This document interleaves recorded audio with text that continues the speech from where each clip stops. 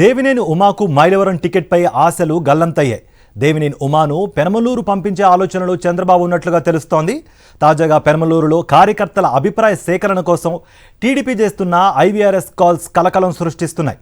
దేవినేని ఉమా మీకు కావాలా అంటూ చంద్రబాబు పేరుతో ఐవీఆర్ఎస్ కాల్స్ ప్రజలకు వస్తున్నాయి.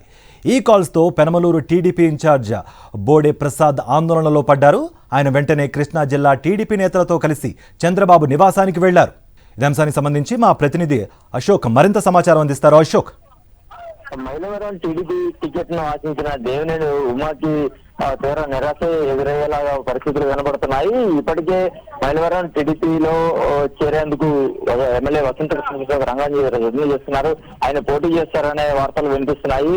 తాజాగా మైలవరం కాకపోతే పెనమలూరు నుంచి దేవినేని ఉమాని పోటీ చేయించాలనే ఒక ఆలోచన కూడా టీడీపీ చేస్తున్నట్టుగా కూడా తెలుస్తుంది. దీంతో అక్కడ ఐవీఆర్ఎస్ కాల్స్ తో ఒక సర్వే చేపిస్తున్నారు. చంద్రబాబు పేరుతో ఫోన్ కాల్స్ వస్తున్నాయి. మీ నియోజకవర్గానికి సంబంధించి రాబోయే ఎన్నికల్లో ఎవరు కావాలి అభ్యర్థిగా, మీకు దేవినేని ఉమా కావాలంటే కనుక 1కి నొక్కండి లేదా 100 నొక్కండి అంటూ కూడా ఈ సర్వేలో వారి అభిప్రాయాన్ని సేకరిస్తున్న పరిస్థితి కనబడుతుంది. అయితే ఈ ఐవీఆర్ కాల్స్ ఒకసారిగా బెంగళూరు నియోజకవర్గ టీడీపీలో కలవరం తెప్పించాయని చెప్పవచ్చు. ఎందుకంటే ఇప్పటికే టీడీపీ టికెట్ అక్కడ ఆశిస్తున్నారు. ప్రజెంట్ నియోజకవర్గానికి ఇన్ఛార్జ్ గా ఉన్న బోడే ప్రసాద్ 10 ఏళ్ల నుంచి పార్టీ కోసం కష్టపడుతున్నారు. ఖచ్చితంగా ఈసారి తనకు టికెట్ వస్తుందని ఆశపడుతున్న తరుణంలో తాజాగా ఎవరైతే దేవినేని ఉమా పేరుతో ఈ సర్వే చేస్తుండటంతో ఆయన ఒక ఆందోళన చెందుతున్నారు. కృష్ణా జిల్లాకు చెందిన నాయకులతో చంద్రబాబు దగ్గరకు వచ్చిన పరిస్థితి కూడా కనబడుతుంది.